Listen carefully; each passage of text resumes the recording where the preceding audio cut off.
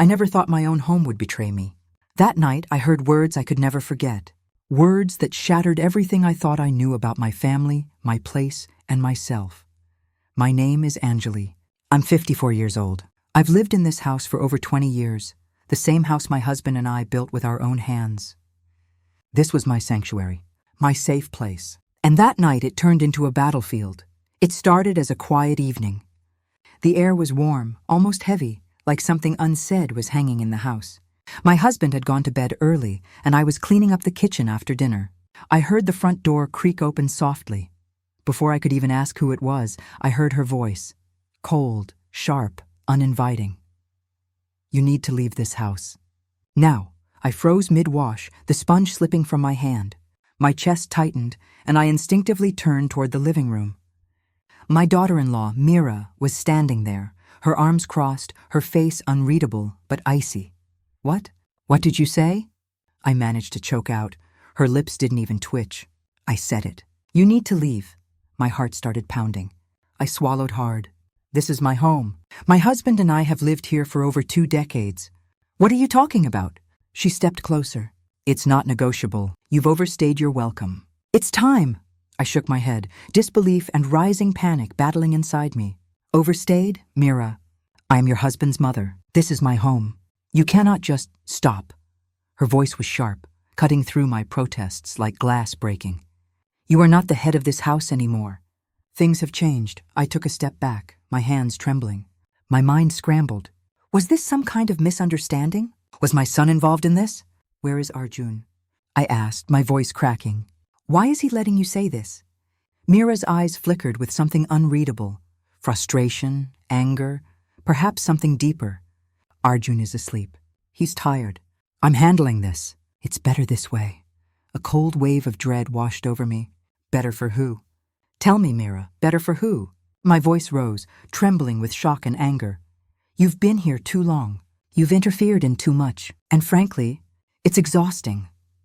Her tone was final, without hesitation. I clutched the edge of the kitchen counter for support, staring at her in disbelief. Exhausting? I have been nothing but a mother, a grandmother, a caretaker. I have given everything to this family, everything, and now you want to throw me out? Just like that? Her lips curled slightly, not a smile, but something closer to satisfaction. It's not about what you've given, Anjali. It's about what's right now. This house belongs to Arjun and me, not to you. A heavy silence filled the room. The ticking of the wall clock felt unbearably loud. I wanted to scream, to cry, to demand answers, but my voice faltered. I could hear my own breath. It was shaky. You can't do this, I whispered finally. I already am. Her voice cut through my denial. I looked around the room trying to anchor myself. But then my eyes landed on something that made my heart freeze. Cardboard boxes. Packed boxes stacked in the hallway. My clothes, my books, my kitchenware, everything. My hands dropped to my sides. What is this?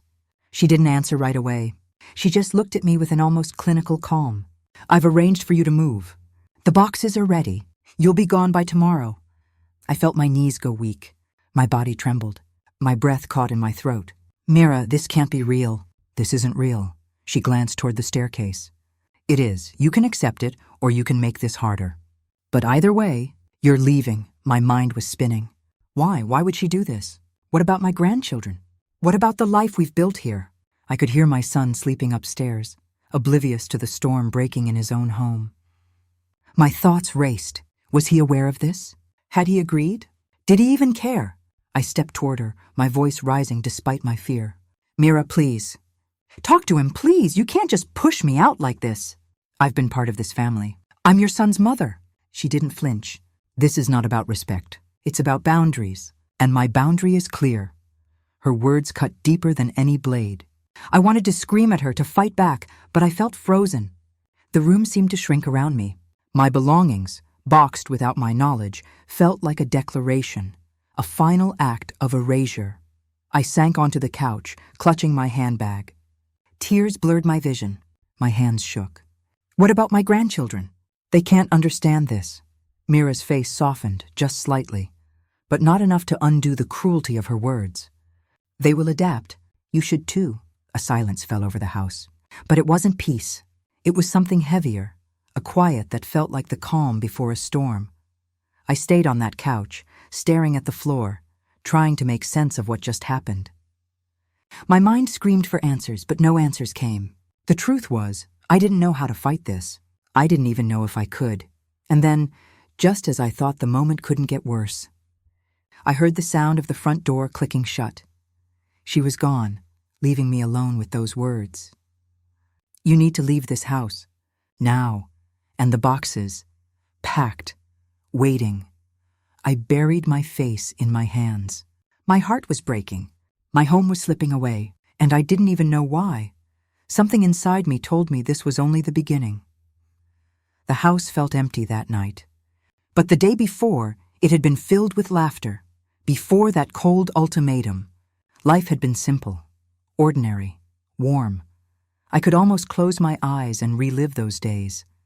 The scent of jasmine in the garden at dawn, the sound of my grandchildren's laughter drifting through open windows, the gentle hum of the morning kettle in the kitchen. Every morning began the same way. I would wake before the sun, step barefoot into the cool marble of the veranda, and breathe deeply.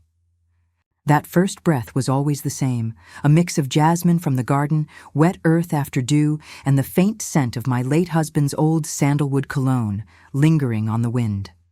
I'd make tea. Strong chai, sweetened with jaggery, poured into delicate china cups that had belonged to my mother. Sometimes I'd hum while stirring the tea.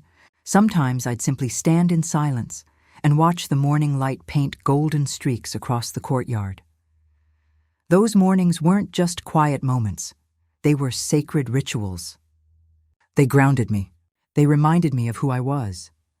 After tea, I would wander into the kitchen. Cooking was my meditation. I knew every recipe my husband and I had shared, every dish that had become part of our family tradition. I still make his favorite aloo parathas with homemade pickle every Sunday morning. "My grandchildren loved them, Grandma!" They'd shout before they even reached the kitchen. My youngest, little Arav, would run in with his chubby cheeks glowing, "Paratha day," and collapse onto my lap before I could say a word. We would laugh together. My kitchen would be filled with their giggles, the clatter of utensils, the scent of spices, and for those hours the world felt safe. After breakfast, I'd tend the garden. The garden was my pride. My husband and I had planted every rose bush, every jasmine vine. It wasn't just soil and seeds, it was memory. Every plant held a story. Every flower carried love. I remember the mornings when Mira would come out to the garden with me. At first I thought she enjoyed it too, but over time, I noticed her staying only for a moment before retreating indoors, busy with her phone, her own affairs. I never thought much of it then. I thought her silence was courtesy. I thought she was simply respecting our space. In truth, those small changes should have been my first warning. By afternoon, the house hummed with its own rhythm. My son Arjun would return from work. He would come to the kitchen first, greet me with a tired smile, and sometimes, if he had time, sit with me for tea. The children would swarm him, tugging his shirt, telling him about school. The house would fill with chatter. We were happy. Or at least I thought we were. I believed in family. I believed in respect for elders. It was a value my late husband and I had built our home on. Our house was a sanctuary where generations met and lived in harmony. I had trusted that trust was a given here, that respect was certain, that my place in this home, my own home, was secure. But somewhere, the foundation was cracking. I didn't see it then. I only noticed faint signs, small remarks Mira would make in passing. "I think we need more space in the living room," she said once, as though unaware the room was the heart of our home. Or another time, her voice sharp when I suggested we could host family dinner on Sunday. "Maybe it's better if we keep Sundays quiet," she said. There was no explanation, no warmth. Just a curt dismissal. I remember one afternoon vividly. I was pruning the jasmine, the sunlight spilling over the flowers, when I heard her voice behind me. "I think you should stop interfering with our home," she said quietly. I had turned sharply, surprised. "What do you mean?" She gave a polite but cold smile. "I mean, maybe certain things are better left to us." Her words unsettled me, but I brushed it off. I told myself I was imagining tension where there was none. I thought it was normal, differences between in-laws. I never guessed those small remarks were the first cracks. That afternoon, I returned indoors with the scent of jasmine still clinging to my fingers. I poured myself tea in silence, watching my grandchildren playing outside. The laughter was still there, but underneath it, something felt different. Something intangible. I should have paid attention. Instead, I went about my days as usual, cooking, tending the garden, laughing with my grandchildren, sharing stories with Arjun. Those moments felt timeless. But beneath them, I felt a shadow creeping closer. The tension never announced itself. It whispered. In curt words, in cold glances, in the subtle shifting of warmth in the house. And then, one afternoon, I overheard something that made my heart tighten. I was upstairs in my room, folding clothes when I heard them talking in hushed voices downstairs. Mira's voice was low, almost a murmur. She has to go, she's too much. Arjun's voice followed, quiet but firm. I'll talk to her. It's complicated. I froze. My hands stilled over the folded fabric. Too much? I whispered to myself. I stood there trying to catch the rest of the conversation. But they moved away before I could hear more. My heart thudded in my chest. Something was brewing and I could feel it. That night, I lay awake thinking about those words. The home that had been my safe place now felt fragile. I tried to dismiss it as a fleeting disagreement, but deep inside, a knot of unease grew. I could not have imagined that the very next evening would change everything, that the home I had built, the home that had been my refuge, would become the place of my deepest betrayal. And that night, Mira would deliver her ultimatum, words I would never forget. You need to leave this house.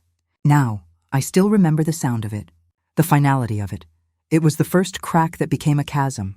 After that night, when her words still echoed in my mind, you need to leave this house. Now, something in the home began to shift. It wasn't a loud change.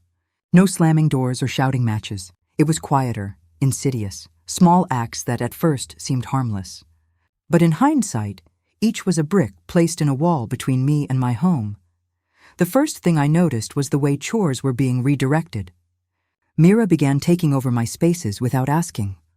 One morning, I entered the kitchen to find my knives rearranged, the spice jars in different cupboards. My rolling pin was missing from the counter where I always left it. Mira? I called softly, my voice trembling. She appeared at the doorway, scrolling her phone. Yes? Where's the rolling pin? And why are my spices in the drawer? She looked at me with a faint smile. I thought it would be easier if everything was organized differently. You don't have to worry about it. I tried to smile back, but inside something tightened. I've always arranged them this way. It's how I cook. She shrugged, barely looking up. Change is good.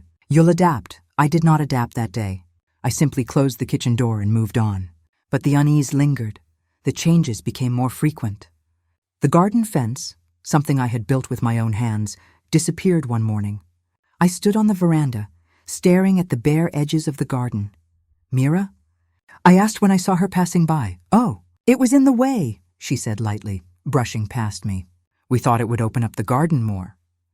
The words were polite, but there was no warmth. I blinked back tears, trying not to think of how much that fence meant, how it had been built for my grandchildren's safety, for privacy, for love. My belongings began disappearing too. Small things at first, my favorite vase, a few embroidered cushion covers. When I asked, she said, we needed space. When I pressed her further, she would dismiss me. You're imagining things, she said, always with that same cold smile. Everything is fine. But I was not imagining it, and then there was the matter of my grandchildren. It happened on a Sunday afternoon when I was sitting in my room with little Arav, showing him my photo albums. He was curled up beside me, his laughter filling the air.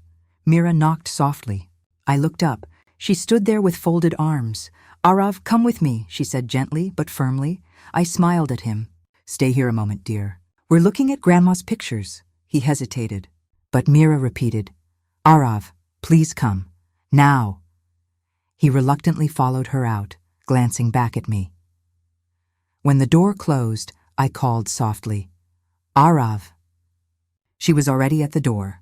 I think it's better if the children don't go into your room anymore, she said. I blinked. Why? It's just, we want to keep things orderly. They should have their own spaces. Her voice was calm, but there was a firmness that stung. That afternoon, I stood in my room, staring at the closed door. For the first time, I felt a strange emptiness in my own home. These small changes unsettled me more than I wanted to admit. But I clung to normalcy, telling myself it was nothing, perhaps a phase. Perhaps her way of settling into the house, until I overheard the conversation that made the walls of my world start to crumble. It happened late one night. I couldn't sleep, so I walked quietly toward the kitchen for water. As I passed the living room, I froze. Voices, whispered, urgent. I pressed myself against the wall and listened. "We can't keep her here any longer. She's too much trouble," Mira's voice said.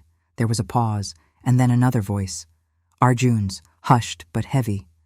"We'll handle it. We have to make a plan. It's for the house. For everyone." I pressed my palm to my mouth to stop myself from gasping. My knees felt weak. The conversation ended quickly. They moved apart.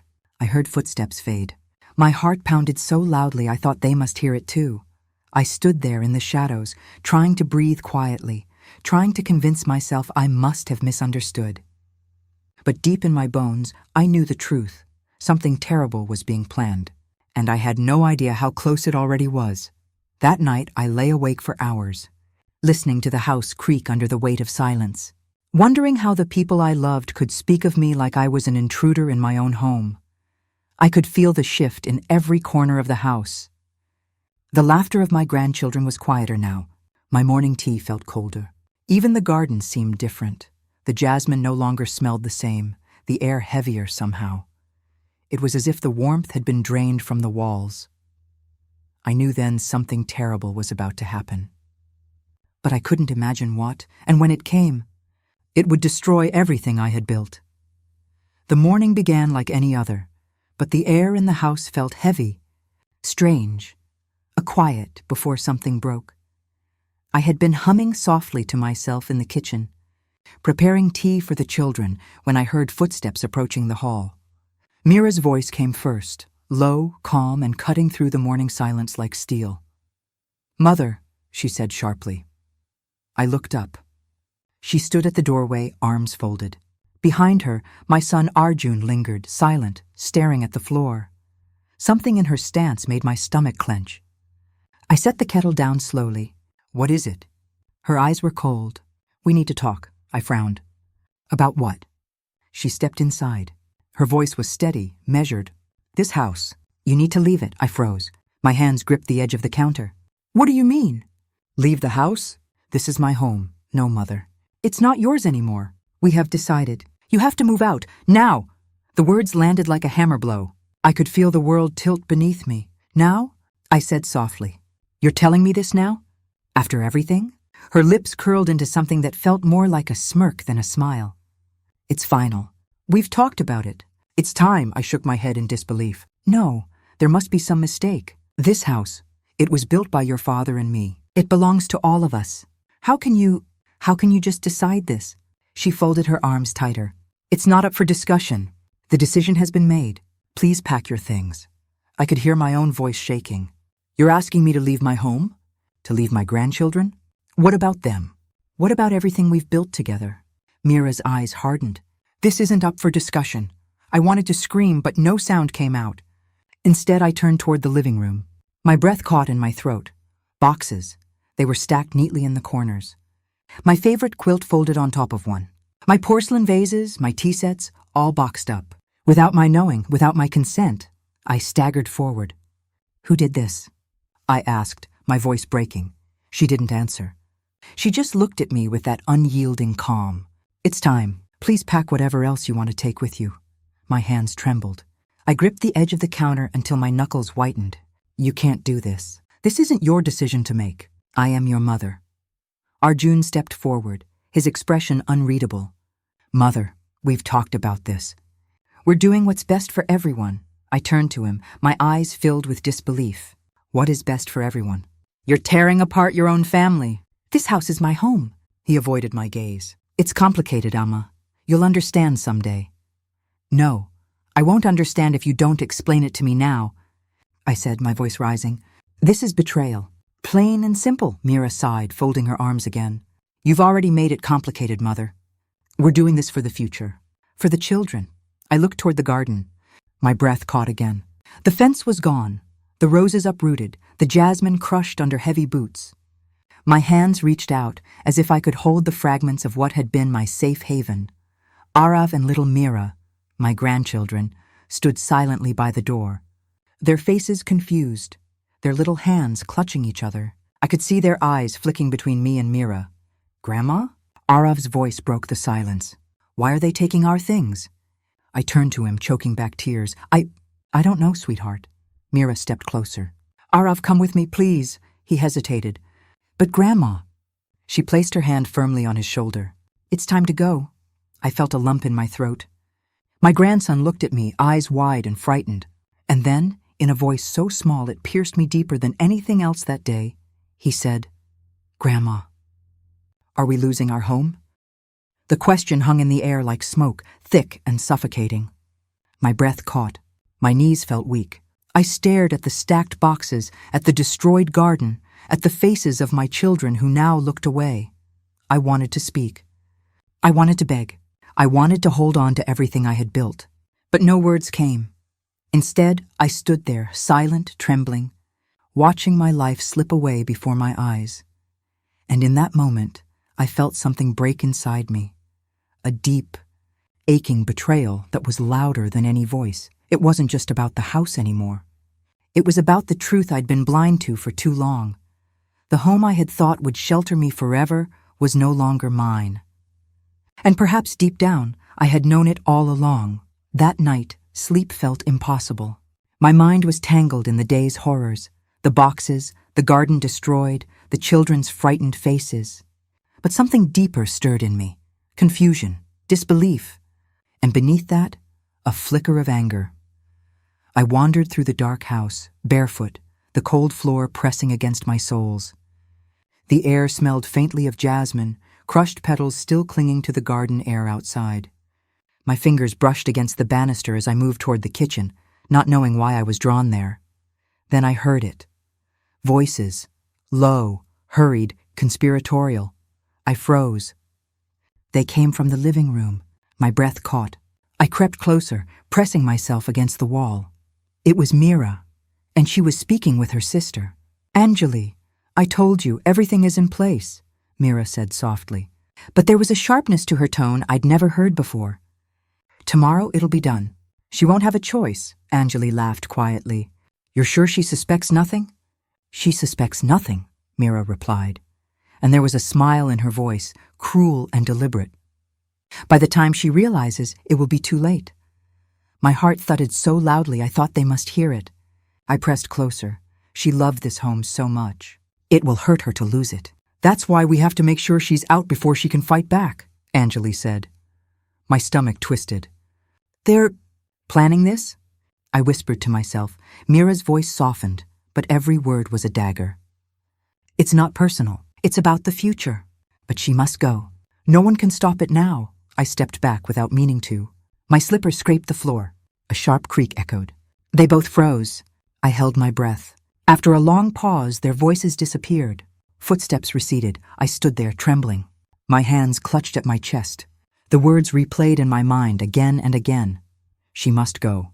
No one can stop it. It was no mistake. This was deliberate, a plan. A betrayal planned and executed with precision. I stumbled toward my bedroom, my thoughts storming like thunderclouds.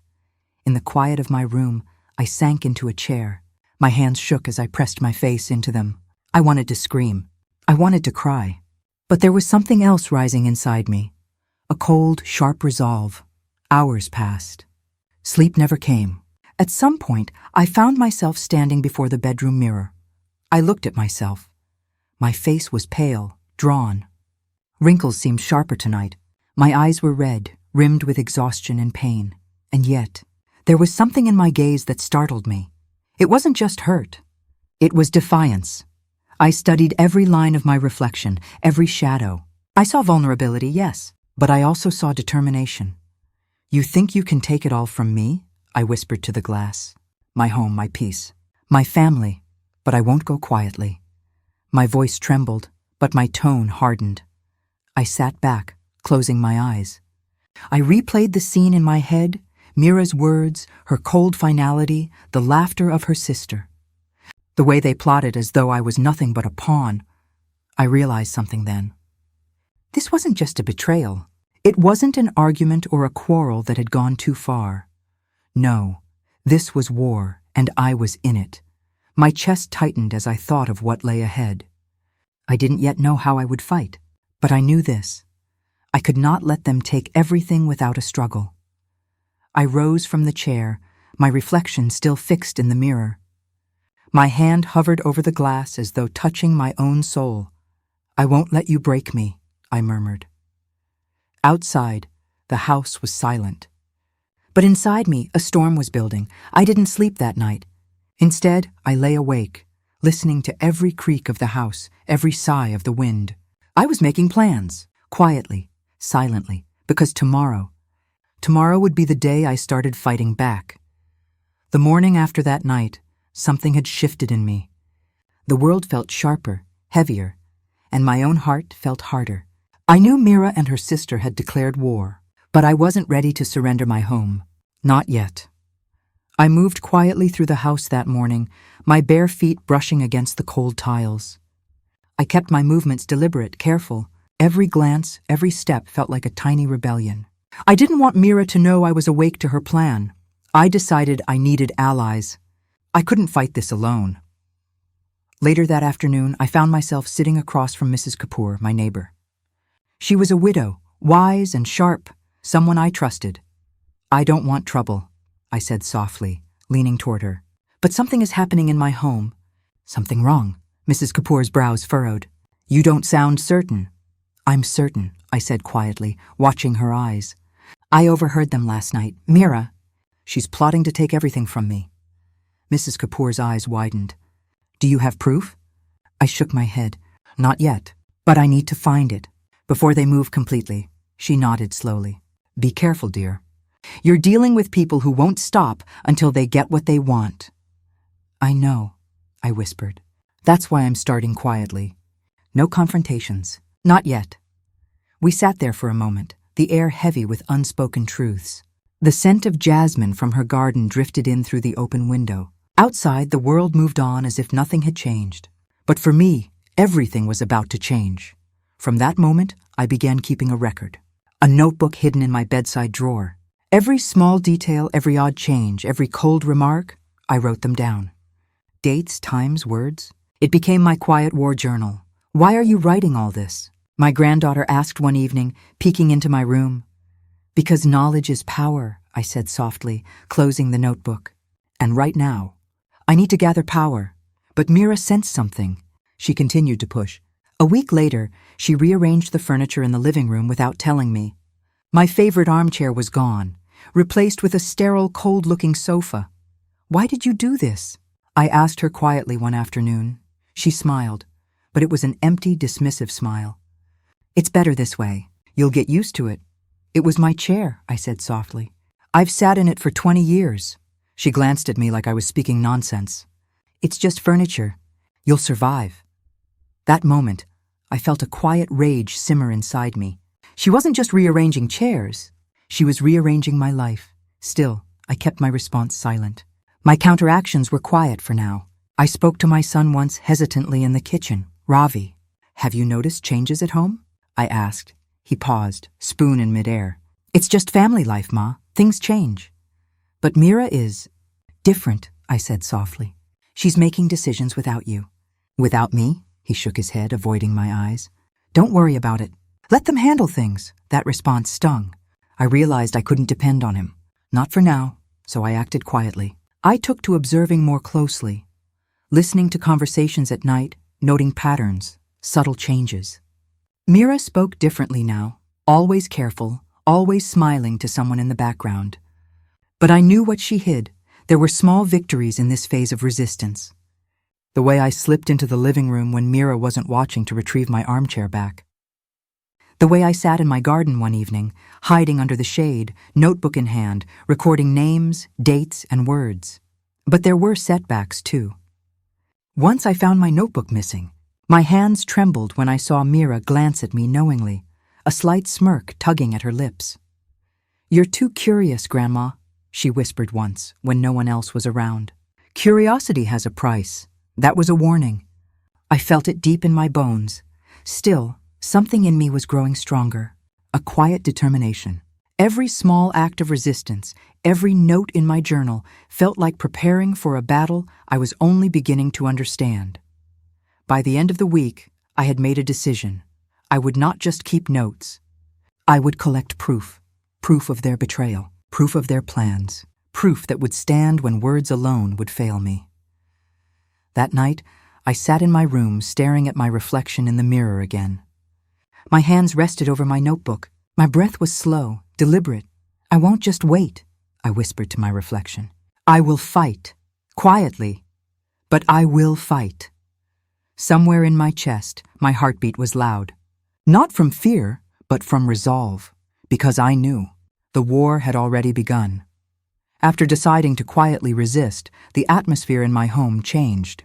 It was subtle at first. A glance that lingered too long. A conversation that stopped abruptly when I entered the room. But then, Mira began her campaign. I could sense it before I even heard her words. One evening at the market, I overheard whispers. "She's meddling. Old, stubborn. She doesn't understand the times." Another voice. "It's her own fault. She refuses to step aside." I turned sharply, but no one would meet my eyes. I felt the heat rise in my chest, a mix of humiliation and rage. The air suddenly felt heavier. I walked away, but those words clung to me. That night, I sat in my darkened room, notebook open. I wrote everything. Mira's voice, her laughter that carried through the hallway, the way she whispered with my neighbors when she thought I wasn't listening. The next morning, it became worse. I noticed my usual friends avoiding me. At the chai shop, conversations stopped when I approached. At the park, people's faces hardened as I walked past. It wasn't just gossip. It was orchestrated. Mira was turning my world against me. One Sunday afternoon, the whole family gathered at my home for a small celebration. My heart should have been light, filled with warmth. But something was wrong. From the moment I stepped into the living room, I felt it. The silence. The subtle exchange of glances. As I poured tea, I noticed Mira standing in the corner, her arms folded tightly, her lips curved in that quiet, confident smirk. She whispered to Ravi. I could see him tense. Then came the whispers, softer than voices, but loud enough to cut me. She shouldn't be here. She's making decisions without consulting anyone. She's a burden. I froze. My hands trembled as I set down the tray. "Excuse me?"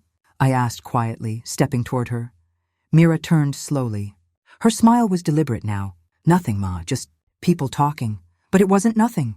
The words had landed like stones thrown into my chest. I could feel the weight of eyes, neighbors, relatives, my own family, all silently judging. Later that evening, Ravi pulled me aside. "Ma, she's only trying to make things better." "Better?" I echoed, my voice sharp. "By humiliating me?" "It's complicated," he said, avoiding my gaze. I walked away before I could say more. But inside, my mind was racing. My home, my life, was under attack, and my dignity was slipping through my fingers. A week later, the tension burst into public humiliation. Mira organized a family dinner at my home. She invited neighbors, relatives, and I didn't know half of them. As I served food, I could hear her speaking softly, weaving stories about me. "She's stubborn," she told one neighbor. "She doesn't understand modern living." "I'm only trying to help," I caught her eyes. They were cold, calculating. Later, during dinner, she leaned close to Ravi. I couldn't hear her words clearly, but her expression was smug. Soon, whispers spread through the room. Cold stares followed me. Plates were set down with barely concealed disgust. When I excused myself to the kitchen, I found Mrs. Kapoor there. Her eyes were kind, but her voice was serious. "Tanvir, this isn't just family disagreement. It's deliberate," she said quietly. "She's turning them against you." I nodded, swallowing hard. "I know, but how do I fight it?" "You fight it quietly. But you fight," she said. I left the kitchen with her words echoing. I walked past the laughter and chatter in the dining room, but it felt hollow. I was surrounded by people, but utterly alone. That night, I sat in my room, staring at my reflection in the mirror again. My hair was streaked with silver now, my skin lined with years of living. But my eyes were burning with something new. Determination. I thought of what was at stake. My home, my reputation, my dignity, my safety. All slipping away under Mira's silent siege, and then came the knock. It was a crisp, formal sound. At the door stood a courier holding an envelope. My name was written neatly on it. I took it with trembling hands, my heart pounding in my chest. Inside was a letter. The words blurred as I read them. Legal notice, vacate premises, ownership dispute. My breath caught. My hands shook so badly I had to lean against the wall. The paper slipped from my fingers. I stared at it on the floor, feeling the ground tilt beneath me. Mira's voice echoed in my mind. Curiosity has a price. I looked up to see Ravi standing in the doorway, his face unreadable. This can't be real, I whispered. It's real, Ma, he said quietly. And in that moment, I understood. Mira had crossed the line. This wasn't just manipulation. This was a battle I had no choice but to fight. I picked up the notice. My knuckles whitened. My mind raced. I would not lose. Not my home. Not my dignity. Not my life. That night, I sat by my window, staring at the darkened street. Somewhere in the silence, I made a promise to myself. I would gather proof. I would stand my ground. And I would fight back. But I knew the path ahead would not be easy, because now the war was no longer just in whispers. It had become legal, and the stakes were higher than ever. That night, the letter lay on my kitchen table like a stone, cold, heavy, deadly. I kept staring at it as though the words would rearrange themselves into something less terrifying. But they didn't. It was not just a legal notice, it was a sentence. The documents said clearly, I had no claim to the house I had lived in for 30 years, the house I had filled with my dreams, my husband's dreams. I sank into a chair, my head in my hands. My body felt hollow, as if something inside me had snapped. Ravi knocked softly before entering. Ma, don't, my voice cracked. Just don't. He stayed silent, looking at me with something between pity and uncertainty. His eyes darted to the paper on the table. I could feel his shame. I thought of my husband then, of how we had built this home together, of the nights we had spent planning our life, dreaming of a peaceful future. He had worked hard. I had sacrificed everything, my career, my time, even my voice, to make this home ours. And now? The walls seemed to mock me. I pulled the legal papers closer, reading them again. The language was cold and clinical. No legal claim. Eviction within 30 days. Ownership transferred. I felt my breath catch. My fingers trembled. I remembered the day we moved in. My husband's hand in mine, smiling as we crossed the threshold for the first time. He had said, "This is ours forever, forever." That word felt like a cruel lie now. I could hear Mira's voice in my mind. That smug smile when she handed me the notice. She knew the power she held. She knew exactly how much it hurt. That night, sleep didn't come. I sat by the window, staring into the darkness, clutching the papers like a lifeline. The silence around me was deafening. Was it even worth fighting? I asked myself that over and over. I thought about my children, my family. What they would say if they saw me like this, broken, powerless. But then I remembered something else. The notebook, my quiet records, my proofs. I had begun gathering them piece by piece, and now I wondered if they would be enough. I wanted to scream, to tear the house apart, but I was silent, because deep inside, I was terrified, not just of losing my home, but of losing myself. The next morning, I sat quietly at the kitchen table. The sunlight filtered in through the curtains, dust motes dancing in the golden light. Everything looked normal, but my world wasn't normal anymore. Ravi came in, looking tired. "Ma," he began, but I cut him off. "I know what you're going to say," I said, "and I don't want to hear it." He sighed heavily. "You can't fight this alone." "Then I won't fight alone," I said quietly. For hours, I replayed memories in my mind, the laughter, the dinners, the moments of quiet peace in this home. Each memory felt like a shard of glass cutting into me. By evening, despair had settled in like a storm cloud. I felt utterly alone. Then, my phone rang. The screen showed an unknown number. I almost didn't answer. But something urged me to pick up. A deep voice spoke on the other end. "Mrs. Tanvir, I believe I can help you." I froze. "Who is this?" I asked, my voice trembling. "That doesn't matter right now," the voice said softly. "What matters is that you're not as alone as you think. Meet me tomorrow. I'll explain everything." I stared at the phone long after the line went dead. My heart was pounding. A part of me wanted to hang up, to forget it ever happened. But another part, a part I hadn't felt in days, stirred. Hope. I didn't know who this person was. I didn't know if I could trust them. But I knew one thing for certain. I couldn't stop now. I couldn't let Mira take everything from me without a fight. And so, as I lay in bed that night, clutching my notebook and staring at the ceiling, I made a silent vow I would find the strength to fight back, no matter what. But deep down, I knew. The path ahead would be darker and more dangerous than anything I had faced before. And I couldn't help but wonder, who was this mysterious ally? And could I really trust them? The answer was somewhere out there, waiting. I didn't sleep that night. My mind was spinning with the voice on the phone, the papers on my table, and the hollow ache of everything I was losing. By morning, I had made a decision. I wouldn't crumble. Not now, not ever. The first thing I did was call Margaret. My neighbor, my confidant, the one person who had quietly watched Mira's cruelty unfold and had said nothing. Until now. "Margaret," I said, voice trembling but determined. "I need your help. This isn't just about the house anymore. It's about everything. My dignity, my peace." She was quiet for a moment. Then, "I know. I've seen her. You're not alone. Meet me in an hour. We'll figure this out." When I arrived at her house, Margaret was waiting in her living room, leaning over a stack of legal. I sank into the chair across from her. "Where do we start?" She slid a thick folder toward me. "This is where we start. Evidence, witness statements. Anything that proves what's yours and what she's trying to steal. And I know just how to get it without her noticing." My breath caught. "You mean spy on her?" Margaret gave a small smile.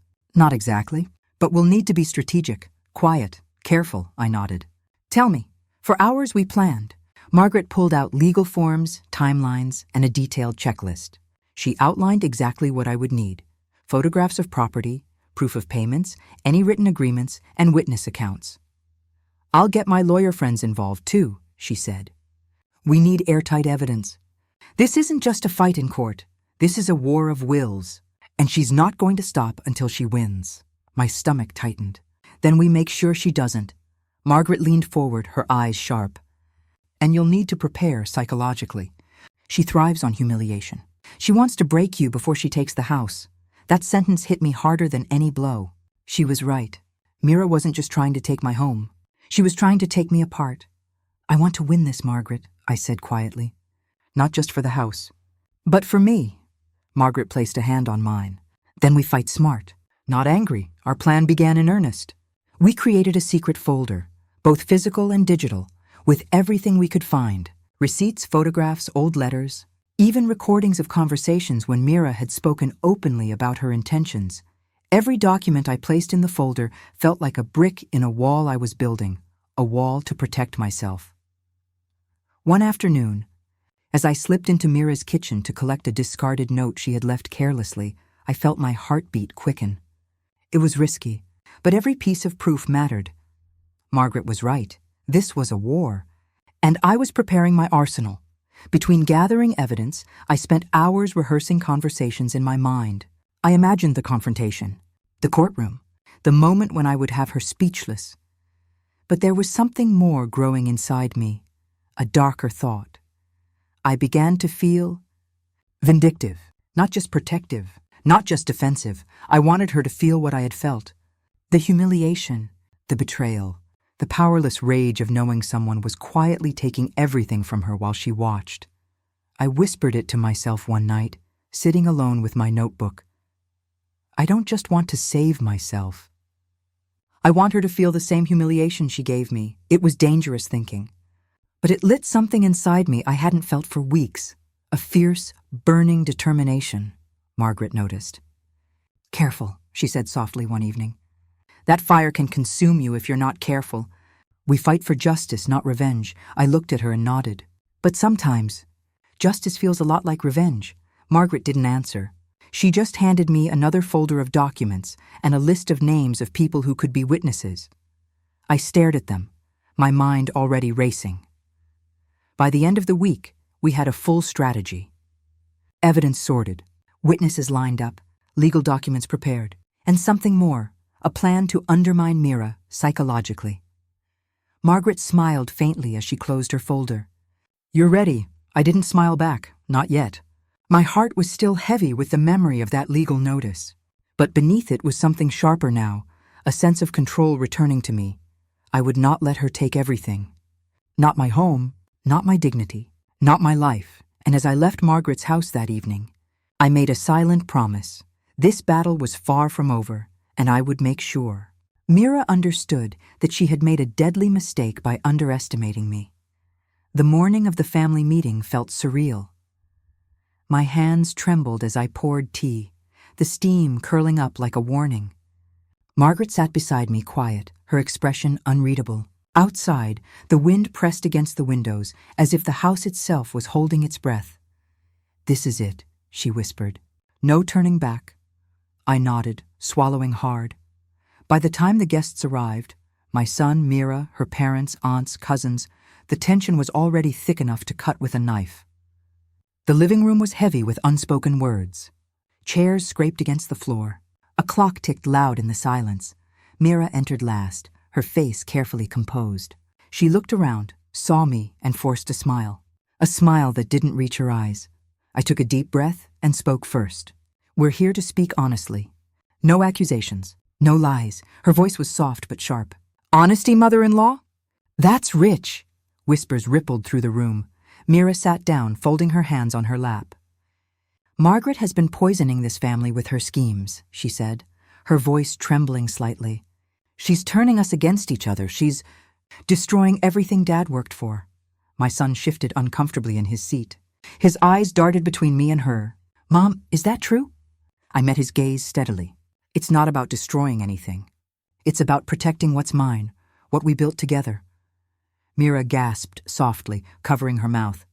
"Protecting? You call this protecting? This is manipulation. This is betrayal." A hush fell over the room. Margaret still said nothing. She simply sat with her hands clasped, her face unreadable, watching. I could see my son wrestling with doubt, the confusion in his eyes breaking my heart. His voice shook as he said, I don't know who to believe anymore." Mira leaned forward, tears welling in her eyes. "I'm telling you the truth. You have to see it. Margaret has been plotting to take everything. The house, the family, all of it. She doesn't care who she hurts," her voice cracked. This isn't just about property. It's about power, and she wants it all." I felt my chest tighten, every word feeling like a blade. My heart beat loudly in my ears. Margaret finally spoke, quietly, calmly. "Enough." The words sliced through the tension. Everyone turned to her. She reached to the side and pulled out a thick folder. She laid it on the table with deliberate weight. The sound of it hitting wood echoed in the silent room. I leaned forward instinctively. Margaret opened it. Inside was a single document, the signed deed to the house. My son's eyes widened. What is that?" Margaret's voice was steady, controlled. "The deed to this house, and it's no longer mine." Gasps filled the room. Mira blinked rapidly, her mouth opening, then closing. "What are you talking about?" Margaret looked at her directly. "I've already given the house to someone you would never expect."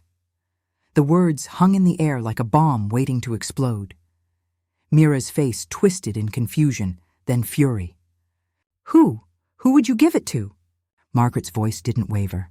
"To your sworn enemy." The room froze. My son's jaw tightened. Mira's hand went to her chest, her breathing uneven. "I want you to hear this clearly," Margaret said, leaning forward. "If I cannot live in my own home, neither will you." The words hit harder than I expected. Silence followed. I felt my throat tighten. My fists clenched. Margaret's eyes scanned the room, locking briefly with each family member. She was calm. Too calm. Mira's voice broke out, trembling with fury and disbelief. This is insane! You can't just— Margaret cut her off softly but firmly. I can. And I did.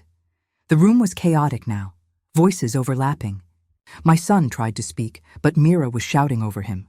Accusations flew, tears streamed, chairs scraped. The air was thick with rage and shock. I sat back, my chest heaving, watching the storm I had stepped into. This wasn't just a family meeting anymore. It was the battlefield I had feared. I looked at Margaret, silently asking, "Is this what we wanted?" She gave a slight nod. Her eyes said yes. Mira stood abruptly, pointing a finger at me. "You've lost your mind. This is war. You'll regret this," my son's voice cracked.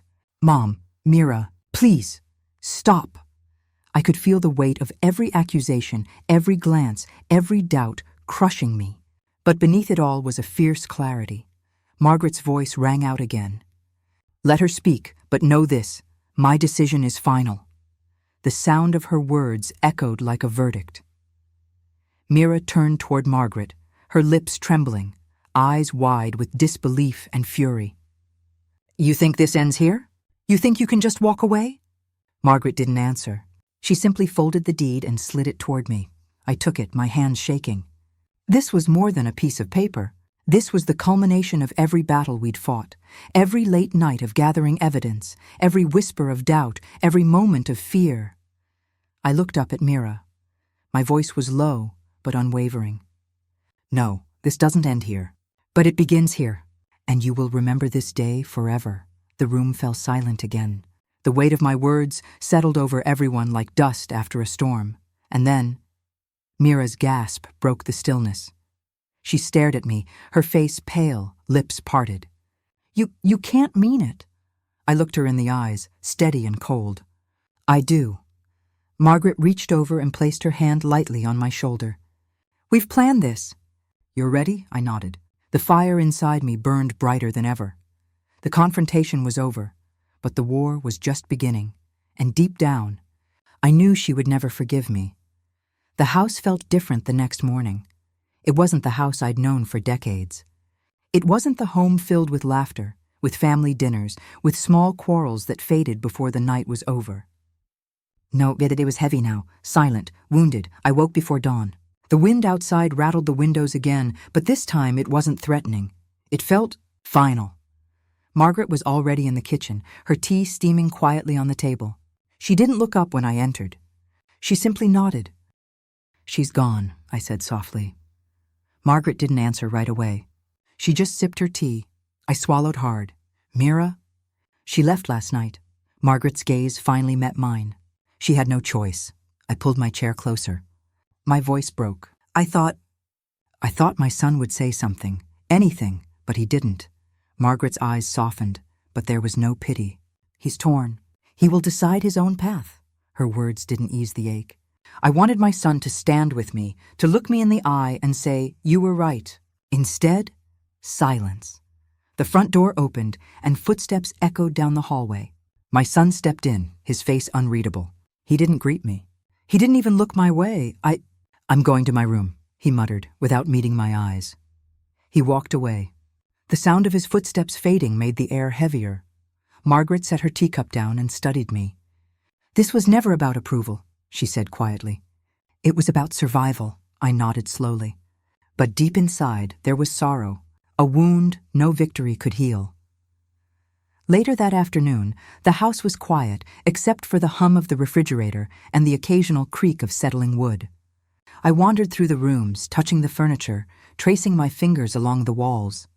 Every inch of this house held a memory, some warm, some painful. I stopped at the living room, looking at the spot where Margaret had laid the deed the day before.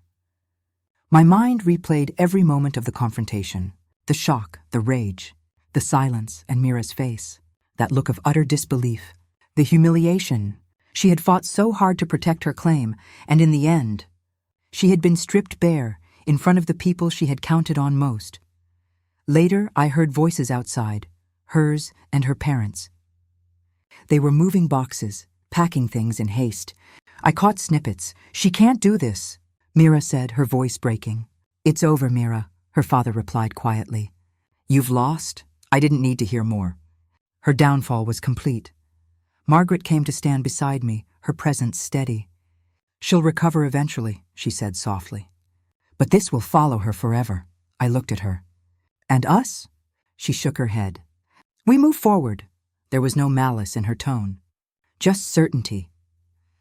That evening, I sat by the window with a glass of tea, staring at the fading light. The house felt still, not empty, but changed. I thought of the war we'd waged in silence for so long, the years of whispers, betrayal, quiet strength, and I realized I was different now. I was no longer the woman who had stood in silence, afraid of confrontation. I was someone who had fought, who had chosen dignity over defeat. My phone buzzed. It was a message from my son. "I'll be home late." No explanation, no apology, just silence. I placed the phone down and stared out the window again. My heart ached for him, for the gap between us now. But there was also something else, a quiet satisfaction. I had reclaimed my dignity. I had protected what was mine. Margaret joined me at the window. "You did what you had to," she said gently. I nodded. "But it cost me more than I thought." She smiled faintly. "Every victory does." I turned to look at her. "What now?" Margaret's gaze drifted away from me. "Now we rebuild. You live for yourself again." Her words settled in my chest. I felt the weight of them. Survival, justice, dignity. Those were the things that mattered now. The next morning, the house was quieter still.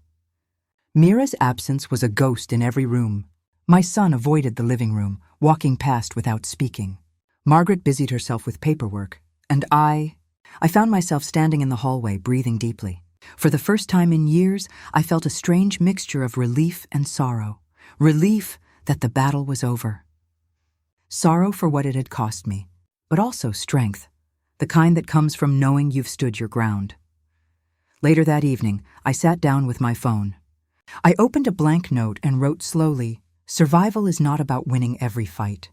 It's about standing tall when everything is against you." I put the phone down. My eyes lingered on the house around me. It was mine no longer, and yet, somehow, it felt like I had truly claimed it. Margaret walked past quietly, glancing at me. I gave her a small nod. No words were necessary. As I closed my eyes that night, I thought of the words I would share with anyone who might listen. Justice is worth fighting for. Dignity is worth defending. And survival is everything. Days passed after the confrontation. The air in the house had shifted. The silence wasn't just quiet. It was heavy with absence. Mira was gone, my son was gone, and Margaret, she moved through the house like someone who had survived a war. But the story wasn't over. I was sipping tea on the porch when a soft knock came at the door. Margaret opened it herself. Outside stood a woman I had never met before, confident, poised, with a calmness that unnerved me. "I'm Layla," she said. Her voice was gentle, but her gaze was sharp. "I own this house now." Something in me stiffened. My mind raced. I had expected her arrival to mean hostility, after everything. But instead, she stepped aside, gesturing me in. Margaret followed silently. I stayed still, unsure what to do. Layla's eyes found Margaret's. "I know what this house means to you," she said. Her voice was quiet, but every word felt deliberate. "You fought for it. You defended it. That deserves respect." I blinked, caught off guard. Margaret didn't speak. She just looked at Layla with a calm, steady expression. Layla reached into her bag and pulled out a small envelope.